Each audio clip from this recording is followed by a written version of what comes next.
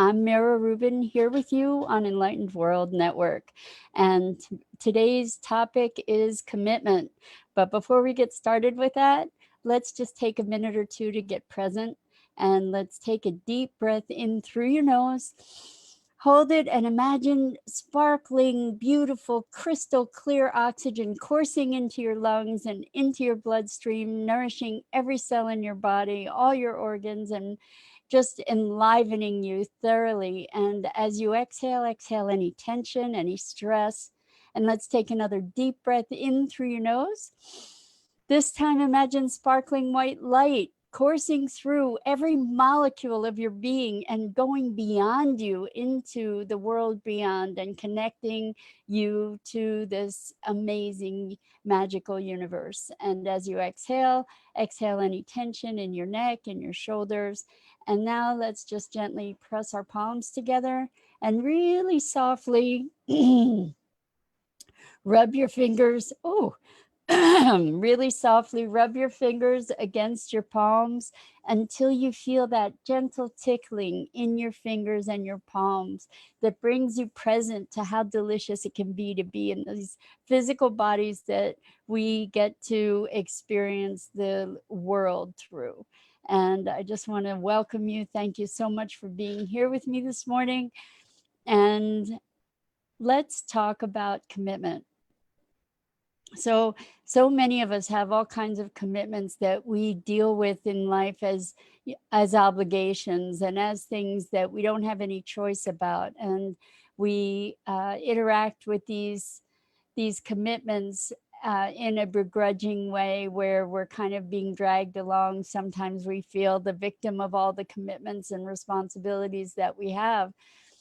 And I want to talk about what life would be like if we actually took on our commitments through conscious and deliberate choice, not because we have to, but to move from the obligatory state of have to the place of choice where we actually take ownership and choose to fulfill the commitments that we have. So I'm wanting to welcome you here this morning.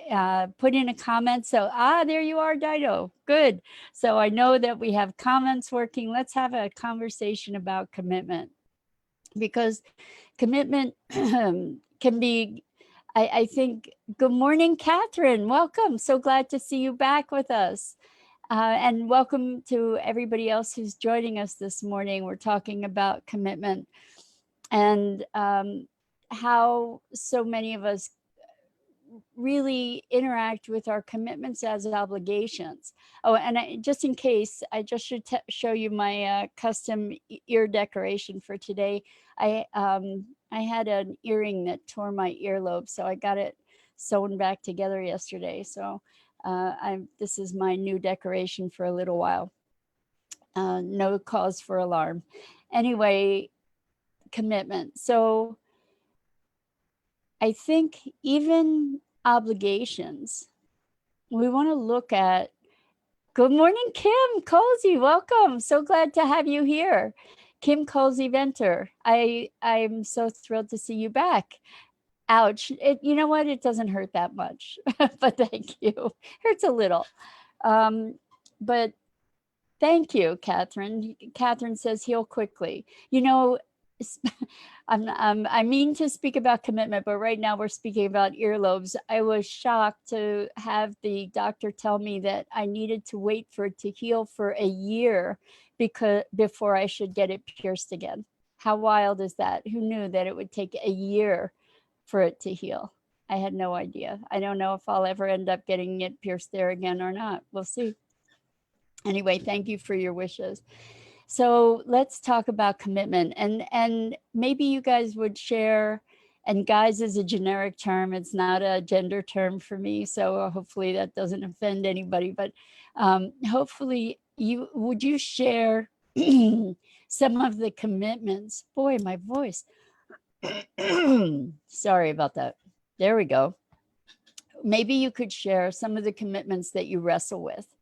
And what we want to do today is look at how we can enliven ourselves and our our experience by actually aligning with the commitments that we have. So this is kind of on par with the conversation that we had about I have to do this, I have to do that, and then transforming it with I get to do this, I get to do that, and then going a level higher even to I'm blessed to do this, I'm blessed to do that. And the experience of the things that we get to do really does shift with our languaging. And what I'm looking at here is to go even beyond languaging, to bring our commitments into a place of conscious choice.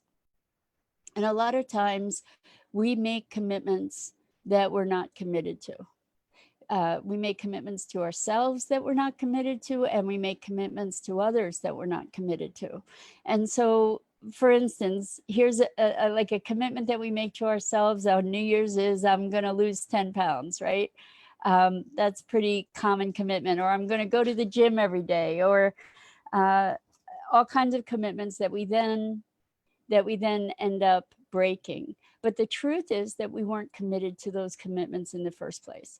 And so one of the recipes for happiness that I'm aware of is to only make commitments you're committed to.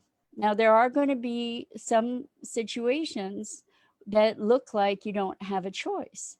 So, for instance, I can remember there were family affairs to go to that I felt like I didn't have a choice. And then when I reviewed more carefully for myself, what I recognized was I did have a choice. I had a choice to either go and please other people, or I had the choice to not go and suffer the consequences of my family members not being happy with me. So when we break things down to that place and recognize that we really do have a choice, and sometimes it's a choice between bad and worse, but we really truly do have a choice. And when we actively engage in that choice, it shifts the experience. So if I recognize that I'm actually choosing to go to a family affair that I didn't want to go to, I have the opportunity then to align myself internally with actually my choice to go to that event and that affair. And that choice is actually going to shape my behavior and shape my experience of the event because I literally chose to be there. So I wonder if you have any examples of situations like that where you have had obligations that you were able to reframe for yourself by coming to a point of choice, or if you have current obligations that maybe you can transform your experience of, or even your resistance, like release your resistance to those things by coming up with a way to make a choice. So Kim says mine's similar to yours, family. Yeah, so that for me, family has been a long time ago. Family was one of the most torturous kind of events, and at the time I didn't have the resourcefulness to be able to come to a place of choice. So I really just sort of followed through, but very begrudgingly. Kim says my father will command I do things. Well, that's interesting, and in some respect, Kim, you get to choose. So you get to choose to follow his commands or face the consequences, right? The consequences might be that he might not talk to you, or who knows what the consequences would be. Or, you know, there are all different ways of interacting with these circumstances. Uh, there may be, and I'm guessing you already tried this, but there may be inroads to have a conversation about how your dad is interacting with you, perhaps. Um, that may be an opportunity for you. Uh, you might want to have a look also, and this is one of the things I want to talk about in general, is have a look at the inner commitments that we have. So a lot of times we assume commitments. Hello, David Schwartz. I love having you here. And David says, I'm working on framing how I deal with accumulated debt. I love that. Let me talk about commitments to ourselves, okay? And Kim says, I do use the times to practice alignment too. That's the bottom line. That's the bottom line with choice. So with accumulated debt, I think we get an opportunity to shape the story around that debt and the commitments that we want to make in the face of it, in terms of how we're going to handle expenses, for example. The thing that's driving the commitments is our underlying beliefs, okay? And our underlying beliefs about who we are, usually. So Kim, I don't know if this is so for you, but for me, I had a rather domineering father, and I had an unconscious commitment to be a good daughter. And whatever that meant, be a good daughter. So be a good daughter means don't get upset. Be a good daughter means toe the line, or not anymore. Be a good daughter means being authentic for me now. My dad has passed, and that has obviously shifted my perspective on our relationship pretty dramatically. So Kim says, yes, me too, but I'm not sure what you're saying yes to at the moment. So I can't respond. Sorry. But back to this idea of debt. We can be making ourselves really bad and wrong around decisions we've made. I think in our culture, it's really easy to be judging ourselves in all kinds of ways, and framing how you deal with any circumstance. Oh, gotcha, Kim, be a good daughter. Right. Well, then what's important, if you're being a good daughter, is to start digging into what does that internally mean. And when we dig in consciously, what happens is that we find there are often contradictions, and the things that that are our operative programming sort of, are not really in alignment with who we are. So this is also true in terms of debt and money, and how we interact with money, because culturally, if we assume the money concepts of our culture, uh, there's a lot of toxicity there, and so there are the rudiments of dealing with accumulated debt, like the mechanics of it, budgeting, or and maybe that's what you're talking about, David, making commitments around how you're going to budget, or how you're going to deal with this debt. Those are the hows, but underneath those commitments, you need to be looking at what are your commitments to yourself, or what are your beliefs for yourself and your values, right? Because if you, and I'm not saying this is true of you, David, but let's say somebody has a value in, I'm going to be just really extreme, designer clothes. Okay, so my highest value is, and this is not for me personally, I'm being hypothetical here, but I have to have a Gucci belt, and that Gucci belt is going to set me back $1,200, and I it'll put me into debt. And so we get to look at what becomes more important, being out of the debt, or the things that are attracting us to spend our money, right? And if it's more important to have the Gucci belt than it is to be out of debt, then um, uh, we might get to reassess our values, uh, because what is driving that desire? And I'm not meaning to cast shade on people that appreciate designer clothing. I'm just using this as an example that is kind of an extreme example. Like if you don't have money to put food on the table and you buy a Gucci belt and it puts you in debt, then it's time to start looking at what are your priorities. And obviously on the first take, the priority is the Gucci belt. But if we dig more deeply, what does that Gucci belt represent? And if we're digging into what it represents, then we have an ability to start looking at other ways that we might build self-worth. Because my guess is that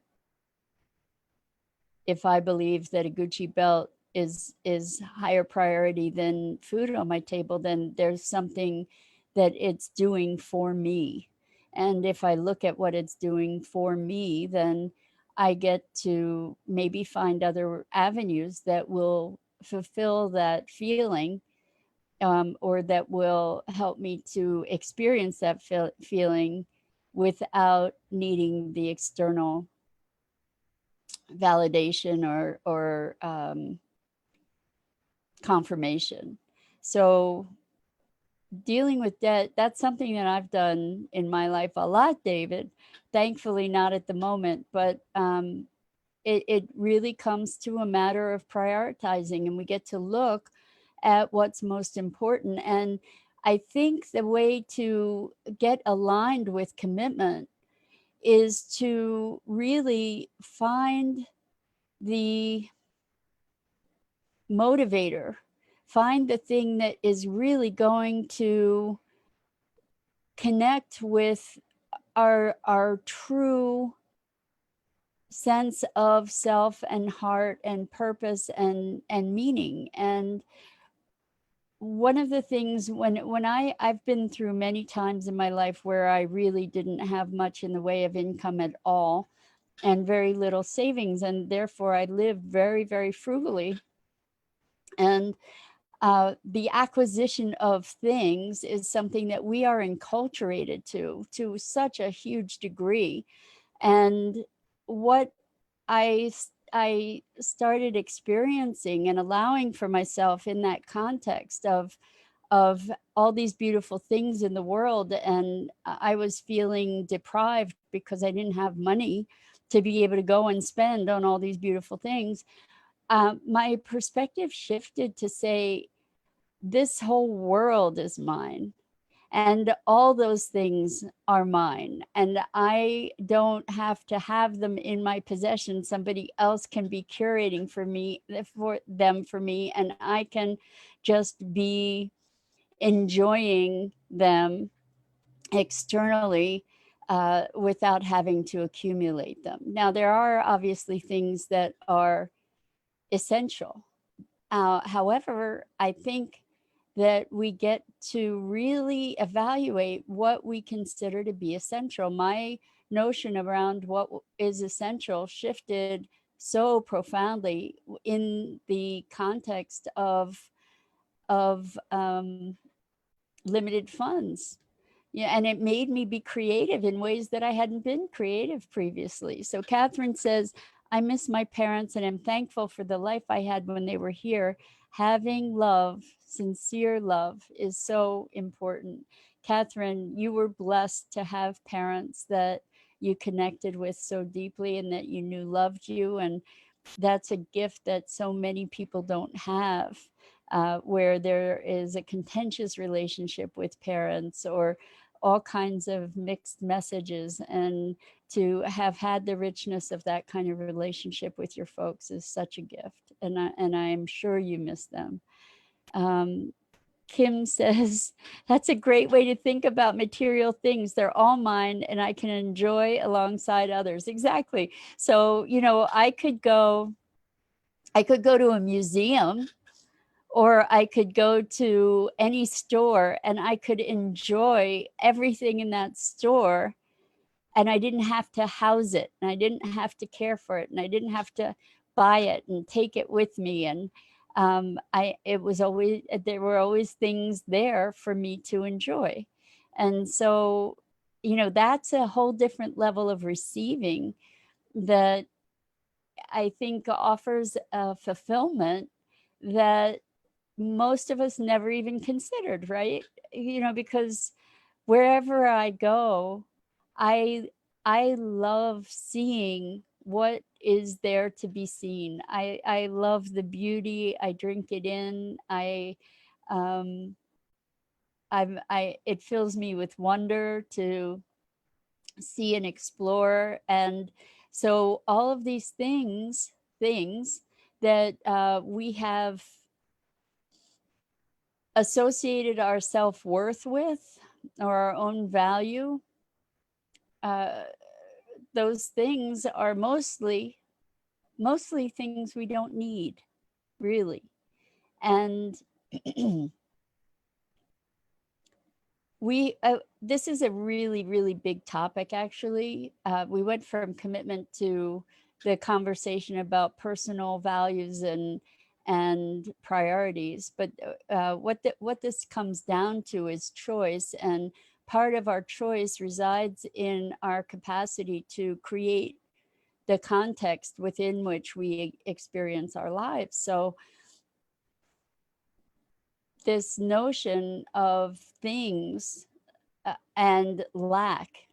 Okay, so let's say we have limited funds right now, and there's something that I love. I just love it. I want it. I love it. I can't buy it. So, because I don't have enough money, or because I choose not to spend my money on that because I'm putting food on the table or whatever else. Okay.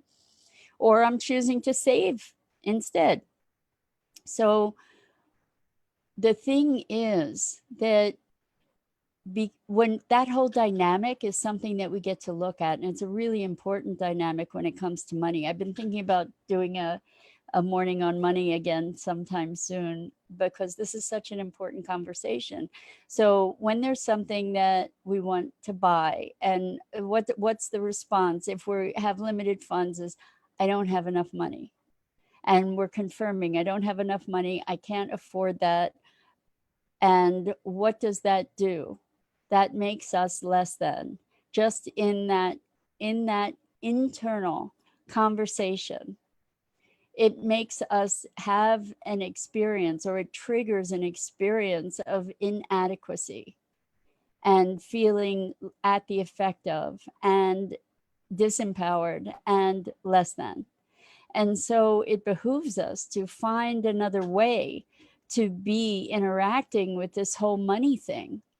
And I'm going to save that for another day, because it's a big, deep topic, money, and the impact that it has on us, and the way that we uh, create our self-worth based on money. But what about commitment? Like this idea of working with accumulated debt. There are all kinds of programs out there that can assist with accumulated debt. There is the option, thankfully, to go bankrupt, which enables you to have a fresh start. Although, you know, it's a choice that has a lot of consequences.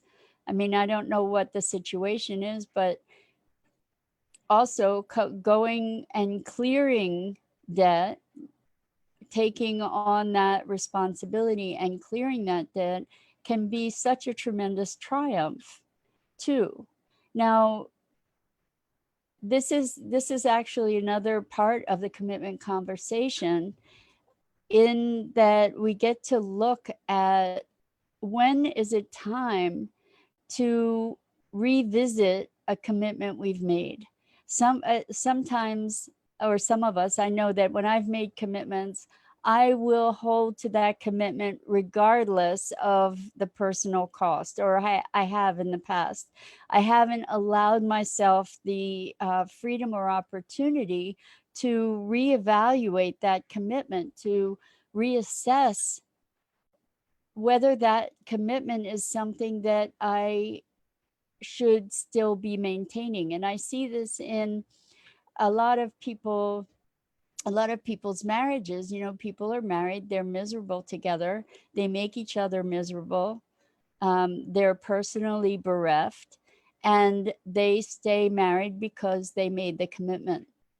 And I wonder about that. I think that we really need to be connecting to a place of choice. I mean, if you're choosing to stay in that, in any circumstance that is horrific, um, be conscious about the choice. At least that's where you can regain some sense of self empowerment, right?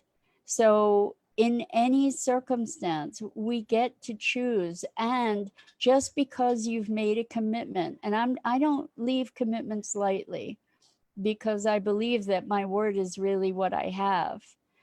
Um, you know, if people can't rely on me to keep my word, then what kind of integrity can I have in my relationships? Now you're getting some insight into my personal belief systems for me, and we all have them. The thing is that when we use those belief systems to brutalize ourselves or others,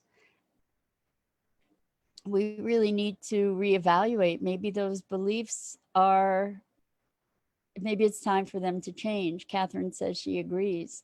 So it's a tough, it's a tough decision to to decide when you've really owned a commitment.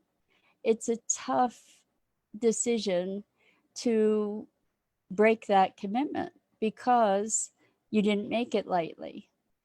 And yet it may be, it may be the best thing that you could do for yourself and for others.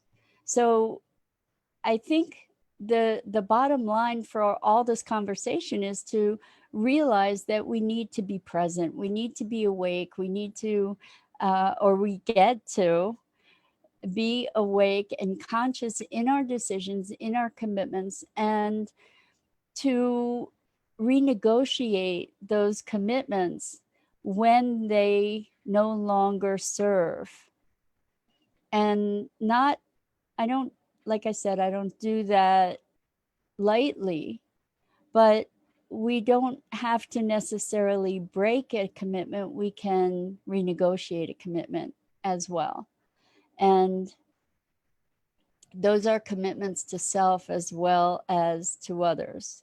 So to circle back to the money thing, there's so much about money that we use to judge ourselves. And we get to really take a solid look at what are the underpinnings, what are the underlying things that got us into a certain circumstance, and based on our values, what are the most appropriate choices to remediate whatever situation it is that's arisen. So, anyway, commitment. Let's be conscious. Let's choose. Let's choose the commitments we're committed to. And the ones that we're not committed to, either if there are things that are unavoidable, find a way to choose it. And if not, if you're not committed to it and it's not something that is